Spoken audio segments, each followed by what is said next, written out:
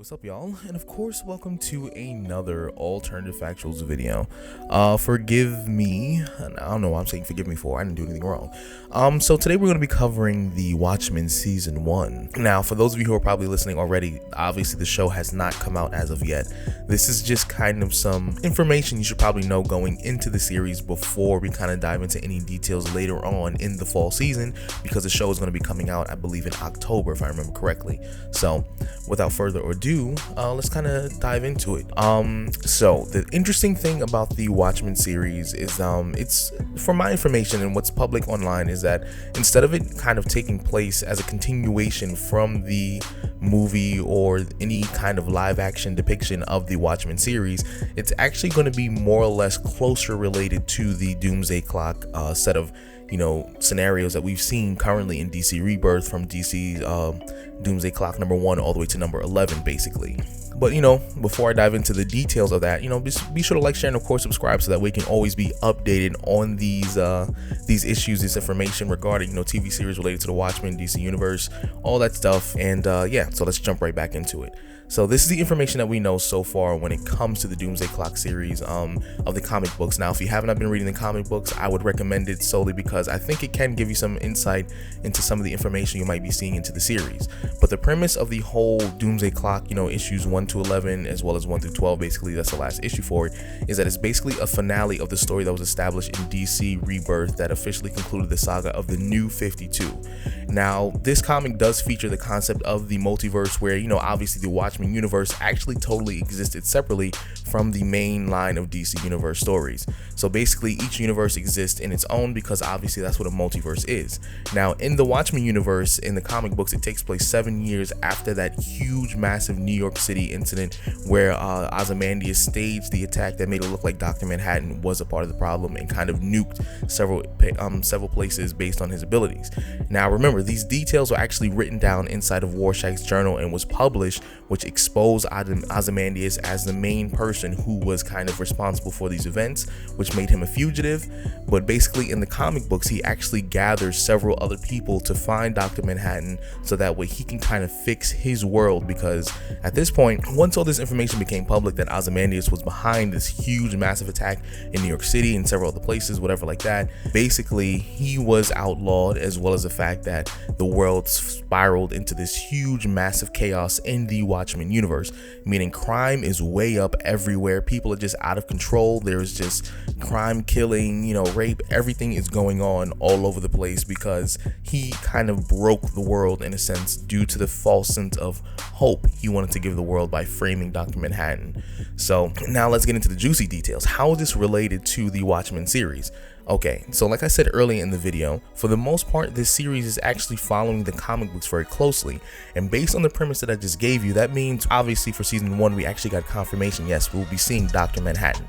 This is something we're going to see. Now, to which degree we're going to see him, if we're going to be seeing him like, face to face or from a distance, is really up in the air. But for the most part, I think it's relatively, we're going to be seeing him from like a distance or in the background somewhere. Like, we'll just know he's there.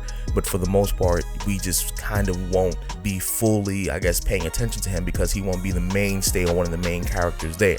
So basically, this is a world that takes place after the fact of the Watchmen universe. So to put things in perspective, you have the initial before the Watchmen, then you have the Watchmen series itself, then you have Doomsday Clock, which is technically present day, and then this show is taking place even further in the future, where Ozymandias is approximately about in his 60s or 70s. I would say 60s. And then he's basically trying to, well, we don't really know what he's going to be doing, but from what it seems like, he's going to try and still fix everything in some way, shape, or form, or we're still dealing with the ramifications of what he's been doing in the comics, where basically Dr. Manhattan did come back to some degree, and we see from the trailers that there's some sort of order in this world, where basically I think somehow in some way, shape, or form they managed to recover. But we're still going to be wondering how this happened, what's going on, and the characters that we see, what's going on with Angela Abraham, who's the female cop that we see in the actual trailers and stuff like that. So there's a lot of questions that we still have, because like I said, the last time we've seen the live action series, that was basically when Rorschach published his journal, and then at that point, that's when we see like the world started to spiral out of control. Then the comics have even told us that the world in the Watchmen universe has just been all over the place, and now we see that vigilantism has been outlawed in the trailers as well, in the Watchmen universe, in the live action series that's going to be coming out, which honestly would be a reasonable step in that direction, simply because Ozymandias was vigilante, so was a comedian, so was Rorschach, so was a lot of the other heroes like Silk Spectre. A lot of them were heroes, and in a lot of ways they were responsible for the issues that took place when it came to the whole destruction of New York City itself, and the whole events that transpired due to the nature of how events played out.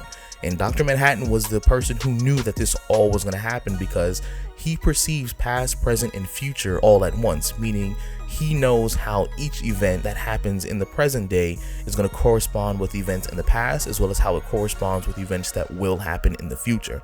So this is what makes this interesting. So for the most part, this is how we know that this is going to kind of be connected to the Doomsday Clock series. Now, in the Doomsday Clock series, it's a 12 issue, like I mentioned before. Ozymandias, I've already stated that he is somehow trying to fix this. Now, the way that he perceives fixing things is very similar to Lex Luthor in a lot of ways, where he feels like, the ultimate way to fix things sometimes isn't always perceived as the right thing to do, but sometimes you have to do the wrong things for the right reasons. Now, there are some theories out there that he wants to draw Dr. Manhattan back again in the series somehow to either steal his abilities, or maybe there's still something wrong with the world and he feels like he has to be able to at least tap into that power, have access to that power in some way, shape, or form. Like I said, there's still not a lot of details we know about the series itself, but according to the comics, for the most part, he has been basically setting up Superman so that way he can kind of make the events similar to the Watchmen universe, but also this is also how he's trying to kind of manipulate events to get Dr. Manhattan back into some sort of angle or manipulation game to some degree, because Ozymandias was the only person who was able to outsmart Dr. Manhattan, simply because he was using those tachyon particles, so that way he wouldn't be able to perceive certain events surrounding himself. So that was very interesting. But the series, we're going to expect things to move forward in such a way that they're trying to bring back the vigilantes, because obviously vigilantes can change, they're still human, and not all of them were bad, and obviously they're all suffering because of the events of what Ozymandias did and what transpired after the fact, as well as we're going to get those details, we're going to get those connections from the Doomsday Clock comics, but we're not going to see like characters like Superman or Batman or anything like that, because remember, this is post Doomsday Clock in terms of the comics itself or the graphic novels or anything like that. So technically this is taking place in their own universe. They're not crossing over, they're not going to be necessarily going back and forth between universes, so you won't see those characters, and they're not connected in that sense when it comes to their characters specifically, but they're connected in terms of the events and the way that the events play out. And this is what I think a lot of people need to focus on. So if you're going to watch this series, I would recommend probably checking out, before the Watchmen series itself, as well as reading Doomsday Clock into the DC Rebirth from the New 52 series. And then once you kind of read some of the information that we have out there, I'll try and leave a link down below and see if you can get like a reading order, so that way you can kind of make sense of all this information. For Doomsday Clock, you actually don't need any prerequisites in order for you to understand what's going on in those events, because the series is actually kind of treated like a standalone, even though they do have correlations to events that's currently going on in DC Rebirth and a lot of their runs, like Superman and Batman, and just a lot of the events that's taking place in DC Comics as a whole.